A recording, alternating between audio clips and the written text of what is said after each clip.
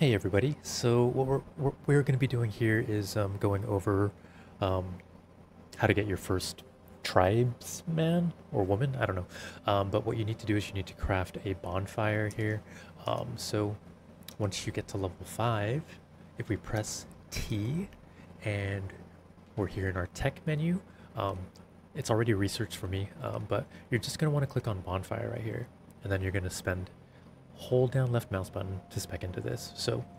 Um, so in our build menu or pressing tab, if we search for bonfire, and we have all the materials gathered so we can build it, let's place it down. So where's my bonfire?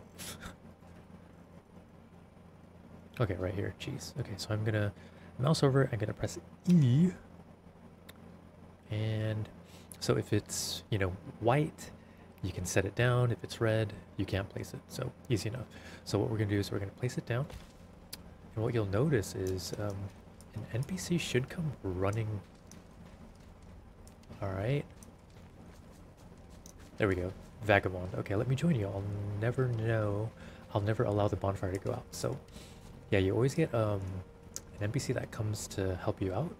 So you can reject them, but might as well just get a free NPC, right? So I'm gonna agree. So you press F1 and they're part of your tribe now. Also in a previous video I did mention that the bonfires is important because it makes it so your buildings don't decay. So since we're mousing over this, you can see bonfire protection activated. So without the bonfire, I believe this building is in constant decay. So you have your bonfire built. You can interact with it by getting close and pressing E. And here you can cook stuff. But you'll also need to add fuel to keep the fire going. So what you can do is you can add logs, for instance, like here, or you can add hardwood. We'll give you some hardwood.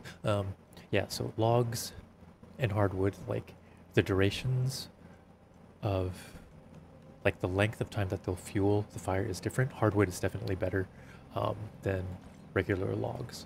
And one thing I want to point out as well, so my screen's dizzy because my character needs to eat, by the way. So I'm going to press O, and my vision should clear up.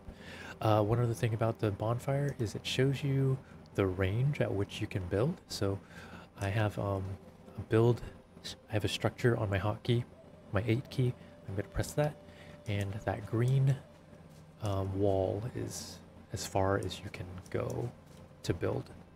Or I think it's also the range at which your tribes people are going to go gather. So keep that in mind as well when you're figuring out a place to build. So now I know you're here for how do we get our worker, working for us. So first I would recommend building a thatch box. Is thatch box in here? Yeah, so if you already spec'd into everything basic building, you'll have the thatch box recipe. So search for thatch box here, and you're going to need 20 thatch and 10 fiber. So this is going to be important for like the worker. So I already have one built here, so we're just going to set that up. I'm just going to place it here just so you can see what I'm doing. Skip the tutorial, I'm just going to tell you right now. So we want to interact with the box, okay? So we press E, and then we want to set what items our tribe people can put in here. So if we don't have anything set, she's going to put whatever, everything, as long as there's room, they're going to put everything in this box. But let's just say, for instance, I only want plant types. So we click on this drop down menu here, click on plants, and then you can select which plant items you want to go here. What I like to do is if I want to get really specific, I click on all items so it deselects them, and then I just click on, like, this will just be a wood, like branches, wood, maybe hardwood, that's allowed in here. Does that make sense? But for now, um, just so we can see the NPC, how the NPC works, we're just going to put all items here. Okay, so now for the good stuff. So you have your first NPC here. We walk up to them and we press E. Sorry, we hold the E button and then we just click on Tribesman Work. So this menu doesn't really tell you much, but we can mouse over this question mark if you like to see what they do. But pretty much, if we click here on that plus sign, we can tell them what kind of work they're going to be doing. So there's a drop down menu here. They can operate a workbench, all these things. They can store items, craft, blah, blah, blah. But if you want your first NPC to help you gather stuff, click on Wild Collection, the work location, bonfire. That's what you're going to want to click here. Work goals. You're going to want to set one up each for like logging, mining, and harvesting, so that if they, let's say one of their tools breaks for logging, they'll go straight to mining or harvesting, if that makes sense. But just for our first one, let's just click on logging. We can set an amount and then storage location. You can be specific where you want them to put their stuff, but yeah. So if you're happy with your selections here, I like to save work, and now they have what is it called? They have an objective. But let's see, what kind of resource are they collecting? Logging. Let's set one up for harvesting. So wild collection, work location, bonfire, work goals, harvesting, unlimited, nearby storage box. Let's just put thatch box and then save work. So now they have two abilities here, and once you get out of that menu, they're just gonna start doing their thing. So let's just watch them go. Get it, girl, get it. We can also take a look at their inventory, right? View their items. So just like our tools, their tools degrade. So let's say, for instance, like the stone tool, right? Let's say it's broken. Or actually, once all their tools are broken, they're going to stop doing work and they're going to sit by the bonfire. So if you want them to keep working, for instance, I know,